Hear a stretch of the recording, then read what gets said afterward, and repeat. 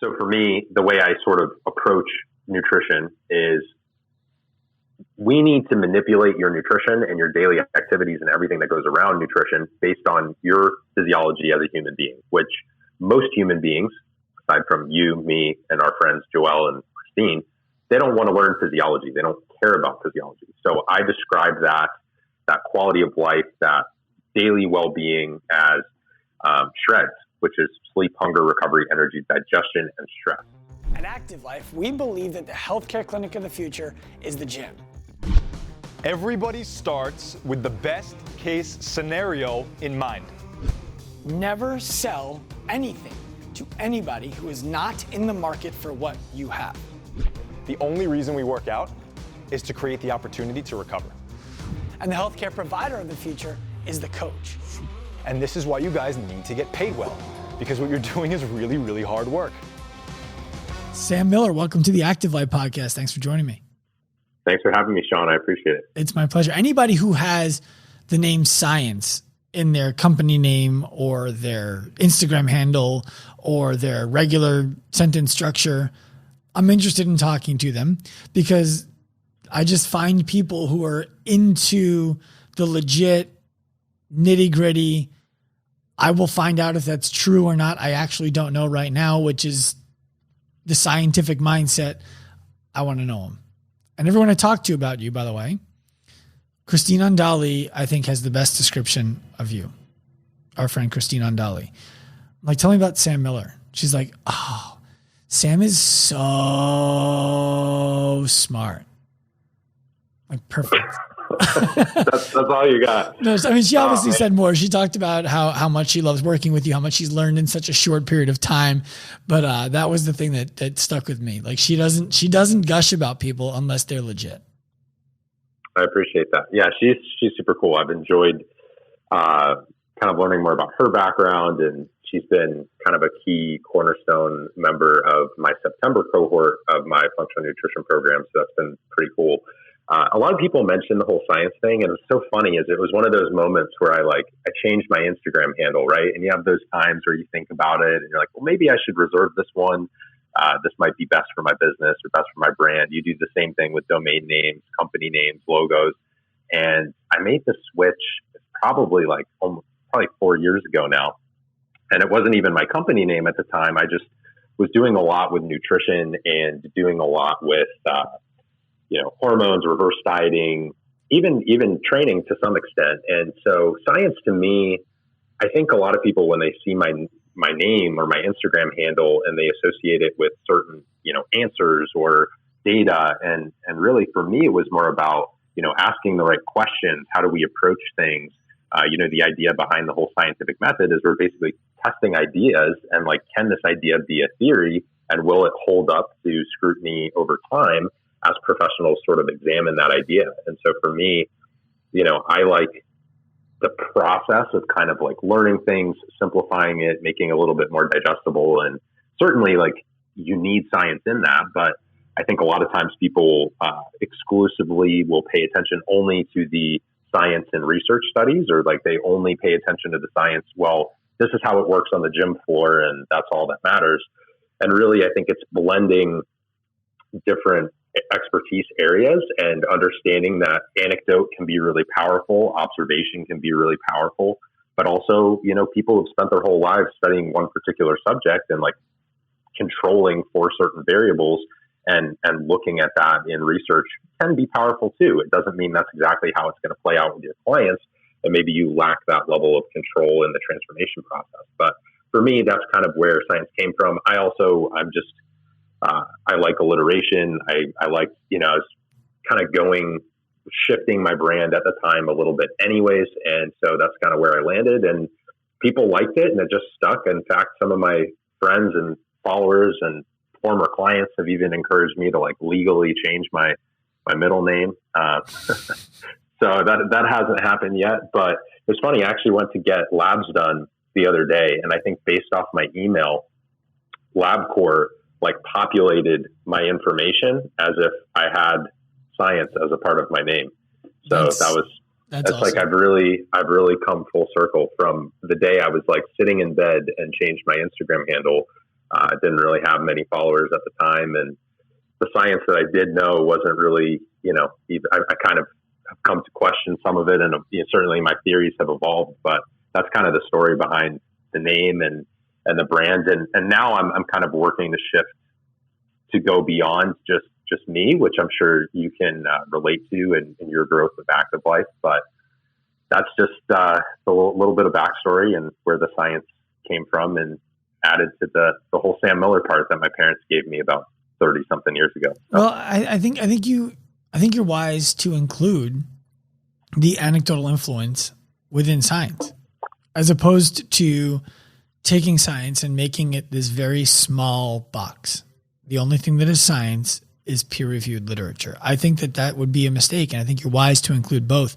One of my favorite groups of people to bother is the one who trolls me. Well, it used to be me. Now it's Mesa running our social media. Every time we would say something like, if you can do 20 step-ups on one leg and 2 on the other, you're more likely to get hurt than somebody who can do 20 on both. You'd be like, you have no hard evidence to prove that. I'm like, you're right. I don't. It just seems reasonable to me. Did you study the water in your shower today? No. What does that mean? Like, are you sure it was wet? Yeah. I'm like, are you sure you're cleaner than when you went into the shower? Yeah. How do you know? Do you have a peer-reviewed study that shows that you're cleaner than now you've taken the shower? No. Okay. So it's anecdotal. Got it. But you still shower. Yes. Great. We're entitled to our anecdotal thoughts. Yeah. So what's your background, Sam? Because, we've spoken before briefly. I follow your stuff on Instagram, and from Joel Cavanero to Christine Ondali to hordes of other people who look to you as their beacon of influence from an efficacy perspective. You have a lot of street cred, and I'm curious where it comes from.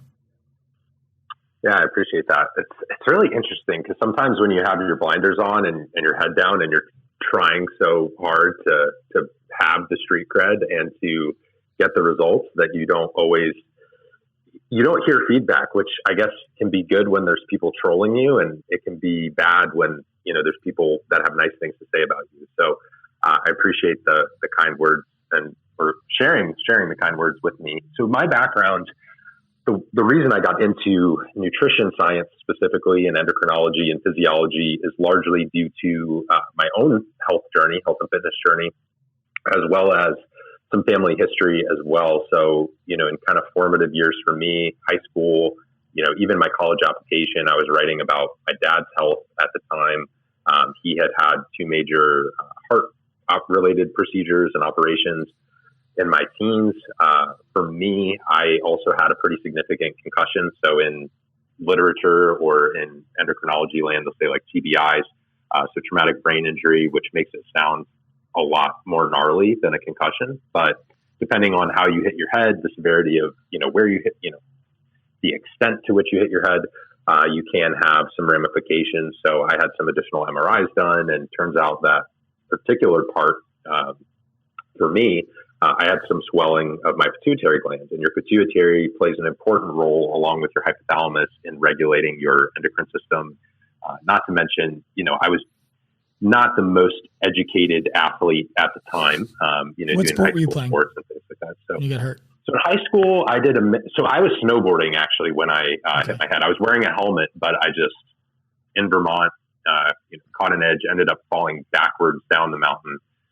And ended up hitting my head. And so I don't remember a ton, but it was the one run down the mountain that my friend decided to go to the bathroom, take a break, grab a drink. And of course I was by myself. So I don't know how long I was really out for, but decided, hey, I probably can't hang out here. So I need to get down the mountain. Got to the bottom, and this is one of my best friends. We even went to, or at least as a kid, it was one of my childhood best friends. And I get to the bottom, and he's probably within 5 feet of me, and I'm looking like 100 yards in the distance as if I don't see anyone I recognize. He walks up, we start having a conversation, and then apparently he tells me to this day that I was repeating like my name, my phone number, my parents' information. It's like I had like a code red button that my mom programmed into me from a young age. So for any of the parents listening, I guess that's a takeaway. If your kid is ever severely injured and needs to get help, it probably helps to know that key information. This was before smartphones and everything. So I guess my parents, and walking home from the school bus, I had that drilled into me. So combination of things, really. I had that concussion, ended up going on a spine board that day, and they checked for like internal, brain bleed and things like that. Had a lot of follow-up. So both endocrinologists in the Northeast, who then went on to, fortunately, I had an endocrinologist who went on to teach endocrinology. So I think that played a large role in why I learned a lot of what I did about endocrinology and physiology. And then my personal health and fitness around that time, I was getting really, really into the gym. So I took a body dynamics class as well as kind of sports dynamics, which was basically a combination. One was more geared towards athletic training. One was geared more towards preparing you to be a personal trainer. When you leave high school, you could take a certification based on the semester long prep that they do in that course. And so my teacher at the time was very into Charles Poliquin and a number of other influential people in the fitness space at the time, super into different like functional health products as well. And he was close with a chiropractor the town over who was also into a lot of the same guys. And so I saw him and he ordered some labs for me, and that's sort of how the journey started. But that same coach also taught me a lot about training and nutrition, just enough where I was able to hurt myself, not enough where I was actually doing things responsibly. So I think what exacerbated my situation is I had, obviously with a TBI, you've got some inflammation going on. It's going to, require some recovery bandwidth. And I was woefully under eating at the time. I basically would take a combination of advice I'd get from my teacher, and I would have every Men's Health and, muscle development and Flex magazines and all that, but mainly Men's Health and Fitness was my jam at that time. And so following a lot of these diets that weren't necessarily designed for people that are, in their teens, super active, dealing with potentially the ramifications of, head injury. And I think it was just a combination of stressors from actual acute physical trauma and then prolonged, lack of nutritional periodization. And so that's why I'm really passionate about teaching those topics, is because you can really do some negative things to your body when it comes to nutrition if you're not properly planning. And if you stay in one phase, too long, calorie surplus for too long, then you can basically give yourself type 2 diabetes. In a calorie deficit for too long, or if you're anorexic or have orthorexic type behaviors, you can certainly create some lasting changes to your endocrine system, physiology, et cetera. So for me, it was really a combination of the two. But I mean, the head injury and a number of other things played out for me over the course of several years. I mean, I was seeing my doctor in the Northeast near where my family was, but I was also going to, I think I mentioned Duke and a number of other places for second opinions at the time. I kind of felt like a Grey's Anatomy episode. Well, I went to Elon for my Bachelor's of Science. So my undergrad was at Elon University, and then that was about an hour. Duke is a 4-letter word where I'm from. Okay, I went to University of Maryland, and Duke is a 4-letter word. The only good thing Duke ever did was they gave me material to put on a T-shirt that I sold as my first real business in college. It was not an appropriate T-shirt. It was bad. I think it's in this office somewhere, but it was a picture of a terrapin getting a blowjob from a blue devil on the back, and it just said Duke sucks. And we sold a ton of them. But so that to me, that was kind of like your superhero moment. Like that's when you got bit by the spider, or that's when you fell down the hole and the bats all flew around you. That sounds like the reason that you became interested in this stuff. But where did you get your formal education in this? I'm sure it wasn't from your doctor giving you a tip and a trick here and there. Oh, no. So I was fortunate to have a couple really great coaches and mentors. And I mean, I just went to a lot of seminars. I would read. A lot of it is self-taught. I mean, people ask me, like, is there a program that you really enjoy, or, who should I go and hire? And honestly, the list I would have to give you of people and the amount of money you would spend to go do that and time, you could come back a decade from now and I don't know. I think it was a mix of, I definitely took some, nutrition classes in college. I, took some, more exercise based stuff as well. But aside from high school, college education, for me, it was seminars, Q&A sessions with folks who were smarter than me. So, I was also interested in kind of the fitness and bodybuilding side of the industry at the time. So I'd set up consults with older guys that had more experience than me, like Scott Stevenson and John Meadows, and Dr. Serrano does a lot of seminars with John. And so learning kind of his take on things, went to a number of different, just, random continuing education whenever I could, stuff online, but also I just started to learn how to get really good at searching for things on the internet, getting very specific and finding either studies or cases that I could pay attention to. But I also started personal training at a really young age. So I started to notice like, hey, this whole sets and reps thing and just like counting your calories, that there was more to it than that. I was certified by the time I was like 17 or 18 as a personal trainer.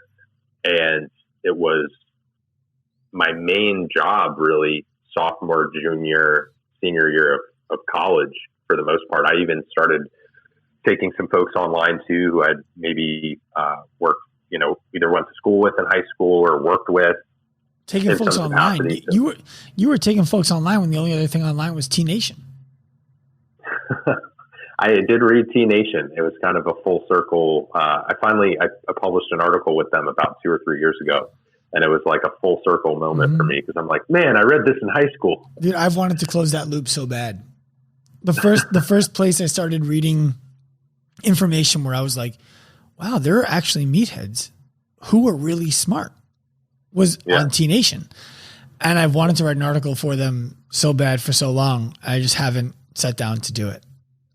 And it's not that big of a priority. It's just like that itch I want to scratch and say, yeah, I read that in the computer library chiropractic school and now I'm on it. So I'll prioritize it. In the meantime, what made you switch your focus from working with individuals to working with coaches? Why was that important? Combo. So coaches were hiring me as their coach because they were messed up. And then they wanted to learn for their own nutrition coaching. For nutrition. Yeah. Nutrition and training. And I was like, so you're hiring me for this, but I know you're going to they would then ask me some client questions and they'd be like, oh, I like the way you do check-ins. Like I should do check-ins like this. Like, okay, that's fair.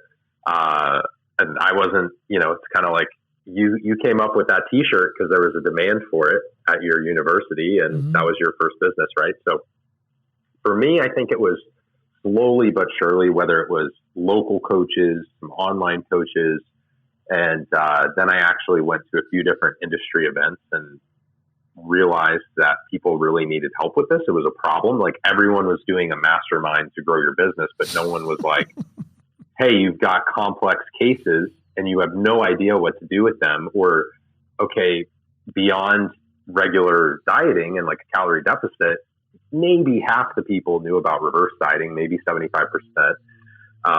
or different forms of nutritional periodization, or even what I can do on a weekly basis, monthly basis with someone's calories.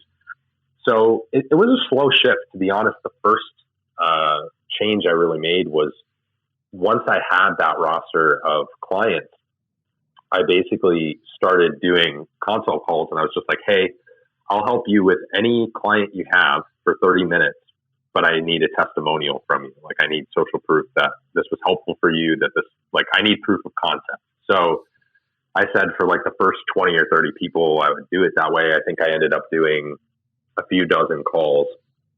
And then the following, I think maybe a month or two, maybe 3 months later, following quarter, business-wise, I launched my first mentorship program, which was just a combination of me teaching on Zoom and answering people's questions and doing one-to-one calls and helping them with their cases. So that was the switch. So to be honest, it was partially people around me were kind of like looking for that next thing beyond, okay, I have this basic nutrition certification, but I like know what calories are, but it's not solving my problems. And it just seemed, so side note for those listening, I also have a decent amount of business education. So I knew about like blue ocean strategy and, obviously having some degree of, unique kind of value proposition or opportunity switch, as some people would say, it can be really helpful. So for me, I'm like, well, everyone, what am I actually good at? Like, what do I actually help people with? Am I am a good coach. I can keep coaching, but how scalable is that? And had some different coaches and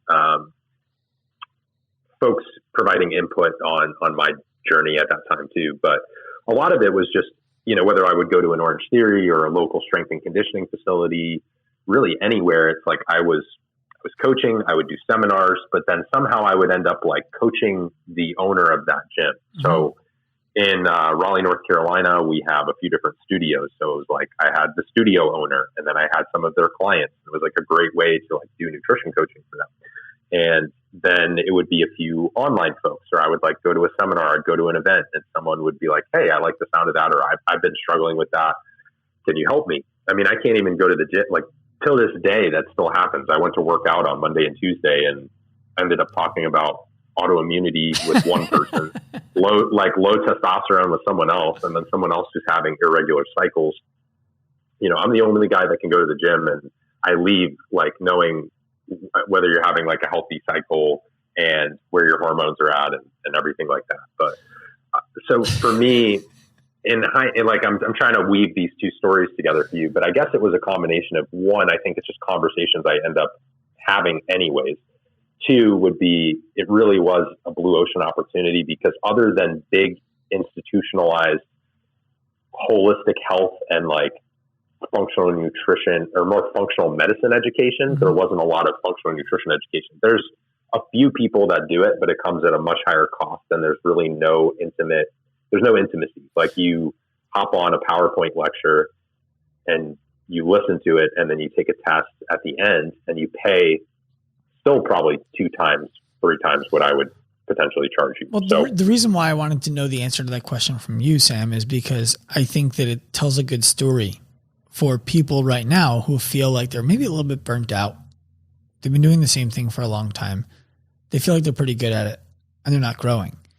It's what's the next closest viable audience to work with you? And you saw very quickly, well, coaches are asking me for help on coaching. You have to be looking. You have to be looking to find what you're looking for. And when you started seeing that, you were already asking yourself, how scalable is coaching people one-on-one? Then coaches started asking you questions and you said, I wonder if coaching coaches would be a good idea. Let me give it a try. And instead of just doing it for free or charging some PS price, you thought of how would this work if this works without asking someone to pay me for something I haven't proven yet. And that's a really good lesson for anybody listening to jump into as they try to expand their own career. Go from being the coach in the gym to the coach of many people. It's start getting yourself testimonials from people who you're doing it for free in exchange for the testimonial. And look for the next viable audience. I think that's smart. I think it's a good lesson for them to learn. Yeah. I mean, I was terrible at Instagram and Facebook at the time. I mean, I didn't even have Facebook and Instagram for part of growing my business locally. I really was thriving based off of referrals, and I was like the guy for seminars for the most part locally. Like I don't really know a lot of other people that were doing nutrition seminars. So I would film the nutrition seminars. I would provide information to people who came to the seminars. And I would also, continue to connect a lot and kind of cross-pollinate in the local scene. Eventually, I got accounts up and running and had much more of a social presence, but that's where a lot of people felt like I kind of came out of nowhere. But through networking, I presented at the Arnold Classic at an event with a number of other coaches, the Arnold Sports Festival that happens in March in Ohio in the United States every year. And that year except 2020. Except for 2020, right? So pre-COVID, a regular event for folks. So for me, that was definitely helpful. But prior to all of that, it's like, I don't want people to think, well, you already had this like huge social following from, doing your own fitness and nutrition coaching. And I had competed a little bit here and there, but it's like, I didn't have this massive following as like an athlete or as personality or anything like that. And it was really more of, okay, how do I have proof of concept within the people that I am helping? And then also realizing, I can continue to do what I was doing with nutrition clients, but also it was also a ripple effect thing too. So I have an entire podcast on my platform about the ripple effect of coaching. Just basic math. If I can help 10 coaches who have 50 clients, that's 500 people, versus for me to help 500 people with their nutrition or with their hormones or physiology, any issue that they're dealing with, metabolic compensation, et cetera, that would take me a really long time. It would also cost them, quite a bit, versus if I can provide that education for coaches, they can then provide it for their clients, and also potentially at an affordable rate, and we reach a wider amount of people and have a greater level of impact. And it's kind of just paying it forward to that extent. Also heard something I really liked the other day from more of like a business mind that I follow. And he was talking about how even with his own one-on-one consultations, it's like, if he doesn't move out of the way, it also doesn't make room for people who are maybe just kind of close to his level of experience or trying to get to where he is, or maybe a few years behind where he is. And that those people can step up and kind of fill that. I didn't necessarily have that viewpoint 3 to 5 years ago, but now I think I'm able to see that for me, helping those other coaches, it moves me out of the way where other people can serve that role and serve that purpose and help people. Sam, and also have that larger, kind of ripple effect. So let's have a ripple effect. I need your help making potentially the most overwhelmingly complicated issue in the world simple. And that is the issue of what should people eat. It's insane how many different people will tell you different things about what you should eat and why, whether they have a dog in the race or not, whether they are trying to get you to buy their product or not. It's, you should eat keto. You should eat Atkins. You should eat Zone. You should eat paleo. No, carnivore is the best. No, high carb is the best. And people get information from a million different places. I'm not asking you to be the authority who tells them what they should eat. I'm asking you to teach them how to decide for themselves what they should eat. Okay. At first I was following that question. I'm like, man, I don't know if I can legitimately answer that for thousands of people, but I like the way you flipped it though, which is, what tools do they need to make the decision themselves in terms of how do I decide what's best for me, my body, and my goals, what I need to eat? Yes. And I'll give you a kind of where this came from for me. It occurred to me yesterday to ask you this question today. We are in the process of building out a plan for a junior college to take care of all 800 of their athletes from a strength and conditioning and injury prevention and remediation perspective. The problem that they have is they don't have a huge budget, and they only have 4 athletic trainers, I think, for 800 athletes. 4 athletic trainers can't service 800 athletes, and they don't have the budget for us to service all of their athletes. And if we just tell them all, this is what you should do, many of them are going to get bad results. So what we landed on was, what we should do is we should give the athletic trainers enough information to understand what we're teaching the athletes. Then we should teach the athletes enough to know when they need to go to the athletic trainer and what to do before they go to the athletic trainer if their symptoms, the way that they're thinking, doesn't line up with going to the athletic trainer. The idea of that becomes, we help a junior college not have to service 800 athletes because 600 end up servicing themselves because they're subacute. They don't need to be in the athletic training office to be told that's okay, go grab some ice and I did something for you. How do you help people? Not how do you? I'm asking you if you can give our audience the same kind of opportunity? Like, here's how you know if you're doing the right thing for yourself or not. Yeah. So I would distill that down into how can I give them a few tools, methods, models for figuring it out, for having a compass of where they need to go over their lifetime. Yeah. And so the first thing is, let's look at the question, like, why do we care what we eat, right? Because you're asking me, well, what should people eat, right? And everyone's arguing keto, carnivore, vegan. It's certainly confusing. It's frustrating. It's even annoying for me, someone who lives in nutrition, and living in it, I think, makes it even worse. Sure. But then there's the other side too, which is people who don't have the experience. That's very challenging, because I can only imagine being a beginner and being inundated with this information with the internet. It's more widely accessible than ever before. But first, most people approach a transformation because they have some sort of physical goal, or they think about changing their eating or their exercise because they have some type of physical goal. But there's also another component, which is your quality of life and how you feel. And for a lot of people, that's important too. And that will move the needle. If someone really is feeling terrible, they may consider changing their behavior and creating a physical goal. But I think in the fitness bubble that we live in, a lot of that is driven by physical goals. And so for me, the way I sort of approach nutrition is, we need to manipulate your nutrition and your daily activities and everything that goes around nutrition based on your physiology as a human being, which most human beings, aside from you, me, and our friends Joelle and Christine, they don't want to learn physiology. They don't care about physiology. So I describe that quality of life, that daily well-being as shreds, which is sleep, hunger, recovery, energy, digestion, and stress. So how you should be eating should be based off of, well, how are you sleeping?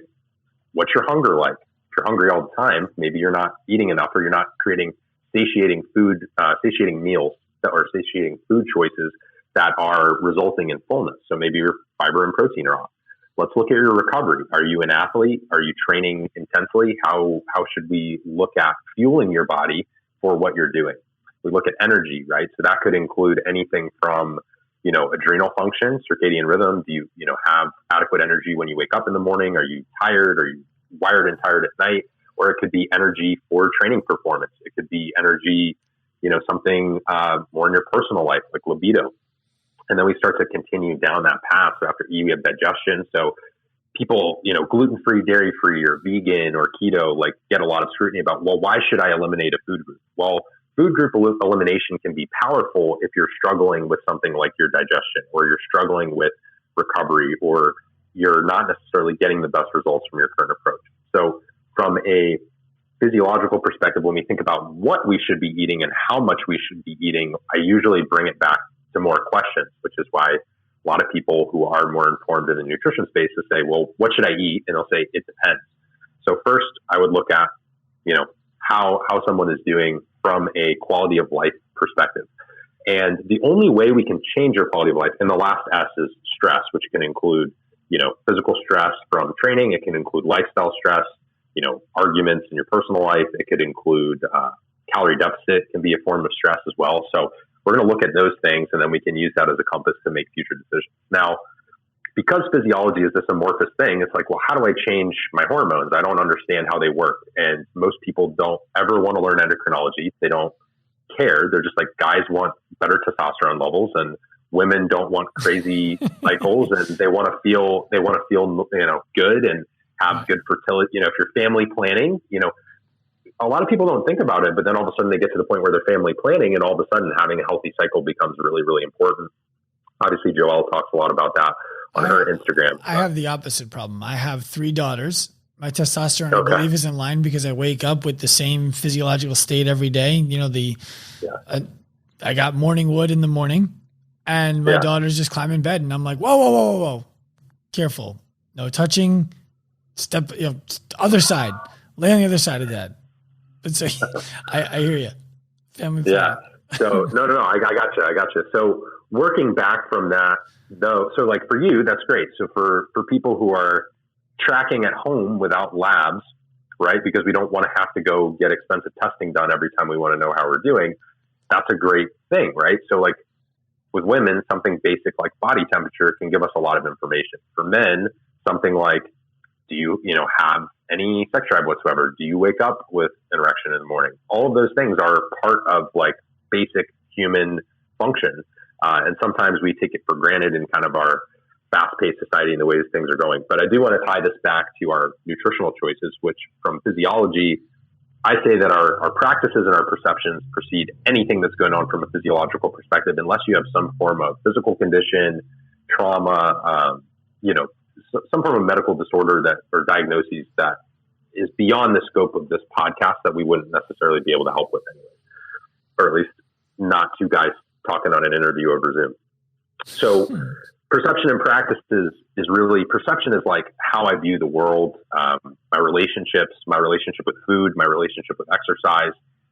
That's going to make a big difference in terms of what I advise for you. If you really struggle with restricting and binging, or you really struggle with, all you can do is 2 a days because you have to control your life through exercise, we need to work on those perceptions before we can manipulate what's going on from a physiological perspective. Practices are things like, breathing, walking, meditating, training, how you train, how you eat. So keto, for example, is a practice. Veganism is a practice.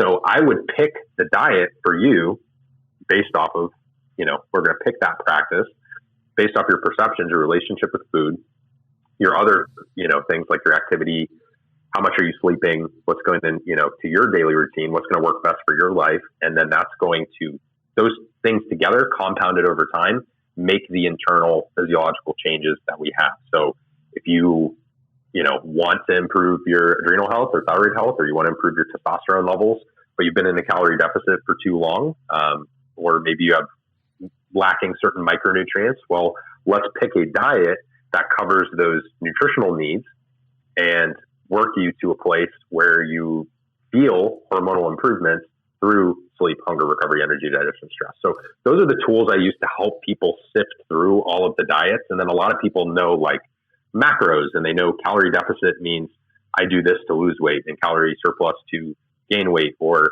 maintenance phase to potentially recover or to hold my weight where it is.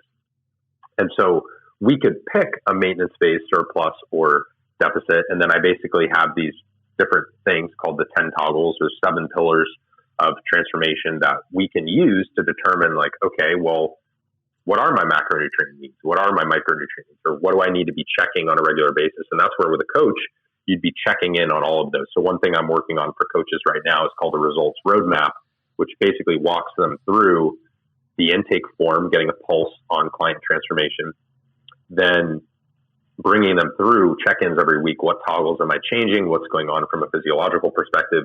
And then for the everyday person, what you'd be paying attention to is, okay, like how much am I moving? How am I recovering from that movement? Am I losing weight? Am I gaining weight? What are my goals from a health perspective? So all those things would help you determine maybe I shouldn't eat dairy, or maybe I should, eat gluten, or maybe, I do need to go keto, or maybe that's unnecessary and I just need to follow a balanced diet and have an idea of how much I'm eating and track that from a macronutrient perspective. Well, a question I have for you that I imagine is similar for many of our listeners is, in their own way, I recently ordered a half a steer, which is a male cow, right? And I have a half of a cow in my freezer at my house. No longer, because I'm eating a ton of red meat. I also order fish from Alaska, Sitka salmon share, great fish coming right off the boat. The fish has nothing to do with my question. I guess I just wanted to share that I order food from a distance. The red meat. So I remember when I opened up when the farmer actually showed up in my house and was like, all right, where are we putting it? I was like, Jesus, that's a lot of meat. I don't think I realized it was going to be that much meat. I have 200 pounds of ground beef in my garage. Jeez. That's a lot of ground beef. So 200 pounds is a lot of ground beef. Yes. So, excuse me, I have 100. There were 200 pounds in the delivery. And the other half went to my neighbor. The question I have for you is, how do I know if I'm eating too much red meat? How do I know and just let that be the stand-in for anything. It's oh, too much red meat is bad for your cholesterol. Well, my cholesterol is 235 and my ratio is good. And I've always eaten this way. I like meat. I eat a fair amount of it. I try to get grass-fed beef and whatever, but I like it. How do we know, without going to the doctor, without getting blood work done every 6 weeks, if our nutrition is supporting our lifestyle or if it's leading us to an impending doom? Yeah, I think with labs, average, like minimum for health, I think just for awareness, especially depending on your family history, at least once a year. If you can do twice, that's great. If you're kind of a health nerd and you want to get more data, quarterly.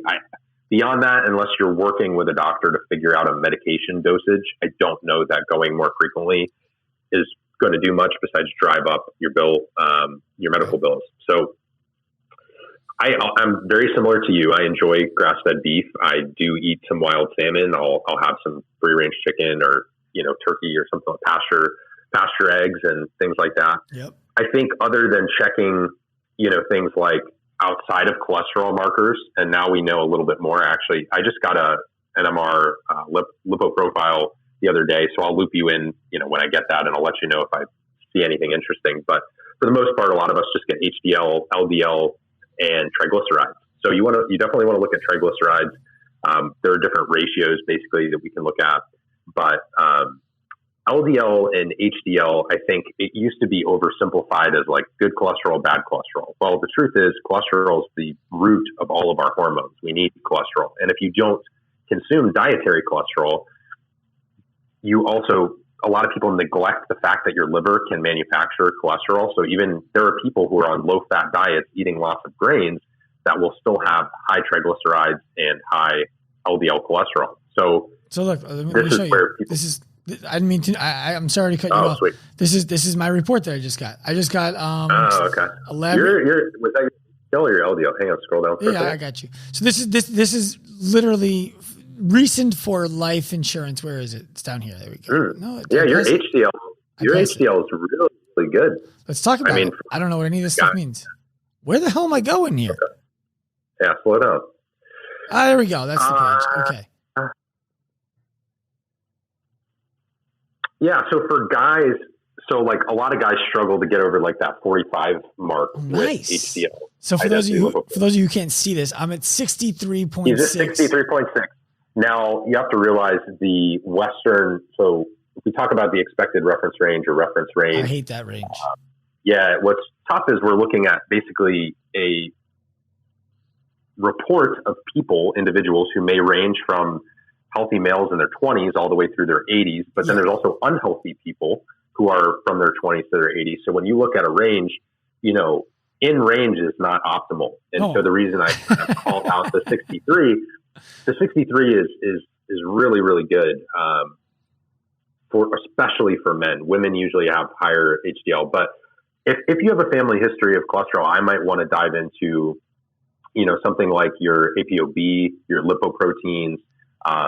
So there's LP little a. There's other markers outside of what life insurance is not pulling because either it's slightly more expensive or they just have they basically create algorithms based off of this information to determine how much money they want to make off of you in case you die, so that when they have to pay out your premium, of course, as grim as that sounds, they're saying based on this math, you're going to live this many years. Okay, great. This is business. Yeah, the interest we're going to earn on your money is great. Yeah, exactly. This is business for them versus everything else. So to come back to the red meat question, though, full circle. So a lot of people worry about LDL and HDL as a result of consuming red meat, but you have to realize, there's been systematic reviews. So if you're a literature person and not an anecdote person, so you're not going to take Sean's anecdote of, hey, my HDL is a 63 and I eat a lot of red meat. I think we can look at the fact that, we should, right? But we can look at some of the data that, there's changes in the omega-3 to omega-6 ratios in terms of fats. We see changes in even vitamin and, vitamin content. So whether it's beta carotene, vitamin E. So having grass-fed, grass-finished beef can definitely make a difference on that front. I think what people misunderstand is they think when people in this sphere that we're in, very health-conscious folks, are arguing like grass-fed versus regular, that they're saying, well, don't ever eat regular lean red meat. And the truth is if you have the financial resources to do so and you enjoy the taste, or you want to support a farmer that practices, they're doing grass-fed, grass-finished, maybe, a smaller farm or more local type of situation, or doing a cow share, that's a different conversation. If we're going to talk about the economics of it, if you're going to talk about the environmental factors, that's a different conversation, and you need to table that for another time. But if we're talking about from a nutrient perspective, obviously just consuming certain lean proteins can be helpful to, not only from the protein perspective, but you are going to get vitamins and minerals that people sometimes neglect if you're only eating like a chicken and broccoli diet. So I think a lot of people have this conventional idea that chicken, rice, and broccoli is what they should be eating, when in fact you need that combination of, red meat and ruminants are going to provide certain micronutrition that you're not necessarily going to receive, even if you're trying to hit your macros with those other things. And then you've got to cover those nutrition gaps.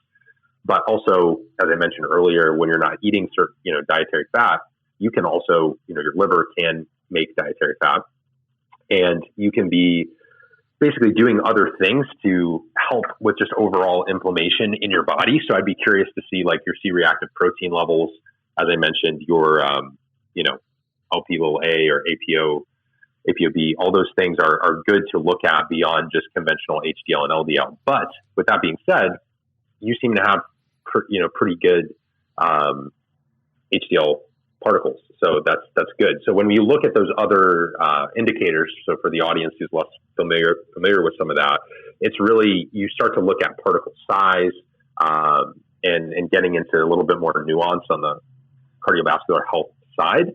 But I really like CRP because it also just helps to look at inflammation in the body as a whole. CRP, and we know that a lot of disease. Creatine-reactive protein? C-reactive protein? Yeah, so C-reactive protein, very, very helpful from the perspective of looking at inflammation. And now there's like quant, CRP quant, and then there's highly sensitive. If you can get the HS CRP, which is highly sensitive CRP, that's helpful. What's a quant? So quant means, I think the way they run the test at Quest or LabCorp, a lot of times if you're under a 1.0, it'll just say less than 1.0. They won't give you like a 0.1, 0.2, 0.3, 0.4, 0.5.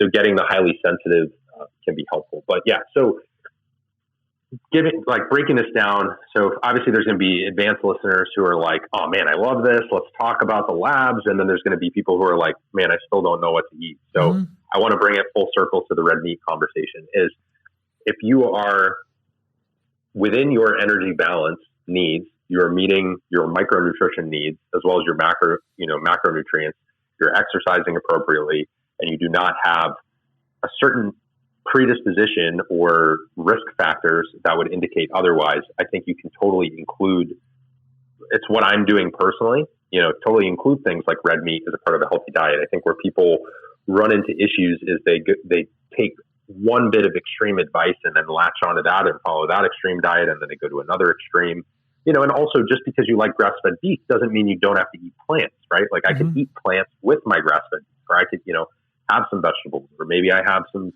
sweet potato or something. Maybe you digest low FODMAP better. Based on the math and the amount of meat that I purchased, I need to eat about 0.4 of a pound of meat every single day for a year to finish all of the meat that's in my freezer. So I don't know if I'll do that, but I just wanted to know if I was going to die from that or not. I'm trying to be around for more than a year. I mean, based on your current labs, which obviously we don't have a super comprehensive thing because life insurance is a little bit bare bones. Yeah. I mean, your fasted blood glucose, I don't know if that was fasted or postprandial, but your glucose was super low. So we don't want it too low. We don't want to be like hypoglycemic, but you seem to have good glucose control, and HDL was pretty good. So I'm not going to conventional. Yeah, I mean, knock on wood, right, man? Not yet. Keep you around a little longer. Well, at least not from what's in my blood. Right? We don't know what's going on when we walk outside. So, Sam, if it's clear that you have a wide array of knowledge, both from the textbook to the application to the coaching of the application thereof. Obviously, because of the way you've pivoted your business, people who are looking for a nutrition coach shouldn't reach out to you. But I do imagine that people who are looking for a nutrition coach could reach out to you and ask you, have you worked with a nutrition coach who you think would be good for me? And then nutrition coaches who want to learn more and dive deeper into their practice should be reaching out to you, where can they find you? Sure. So my website is sammillerscience.com. My Instagram is Sam Miller Science. I have a podcast, Sam Miller Science, and I do presently, so depending on when you're listening to this episode, I do have an assistant coach who's been trained by me to handle a lot of these things. I also have a network of coaches who have completed my functional nutrition and metabolism science specialization. So if there's someone that, based on your personality, I think, hey, you'd be a really great fit for Christine or whoever, we can make that introduction happen if for whatever reason we don't have the bandwidth. I have been debating offering stuff if I can free up the time for it, trying to help people with some consults here and there, because I feel like there are a lot of people who are frustrated and confused right now. And but I don't want to get distracted from my whole purpose of kind of helping coaches as well. So so for me, let me help you with that debate. Follow your logic, not your emotion, because you followed your logic to where you are because your emotions were different when you were where you are thinking about going back to. Yeah. I think I just, for folks who are listening, I will always try to point someone in the right direction as best I can. And usually that will either be a mentee of mine or it will be a coach who's on my team who has gone through my program as well. So in either case, we'll make sure you're taken care of. But for coaches, Sam Miller Science for everything is where to find me. I do have a really super easy way to get started with my material. Would be the Metabolism Blueprint. So that's metabolismblueprint.com. And for less than a cup of coffee, you can learn about a lot of my methods and models and get acquainted with some of my teachings and the way I do things. I also have a free Facebook group for coaches called the Nutrition Coaching Collaborative. We got about 1,300 coaches in there, and I typically will do live trainings every Wednesday. I will rotate it around like holidays and stuff, but typically every week I'm doing free trainings in there, complimentary information and resources, try to answer questions as best I can. So if you're just looking to get started and get some information and you're a certified coach who wants to learn more about nutrition, but maybe not ready to do any programs at this time, that's a great place to hang out because you'll get some resources. There's guides and then also links to my 3-day functional nutrition workshop, or I have a accelerator workshop as well. So that's the best way to get a hold of me. Facebook group, Nutrition Coaching Collaborative, SamMillerScience.com, and then Sam Miller Science on Instagram. I hang out there quite a bit. The podcast, Sam Miller Science as well. Nice, man. I appreciate that. Try to make it easy. Yeah. Now that I committed to the Sam Miller Science, it has to be that, right? Yeah, well, especially once it's on your driver's license. Is there anything I didn't ask you about that I should have? No, I don't think so. I think we covered a wide spectrum of topics. We did. All right, Sam, thank you for coming on, man. I appreciate it. I hope you enjoyed this episode of the Active Life podcast. If you did, please be sure to head to wherever you listened to it and give us a quality review, as well as 5 stars if you can spare them. If you want more from us, feel free to follow all of our social media accounts at Active Life Professional, Active Life RX, and Dr. Sean Pastuch on Instagram. Remember, at Active Life, we believe that the healthcare clinic of the future is the gym, and the healthcare provider of the future is the coach. We also believe that future is now. Turn it up.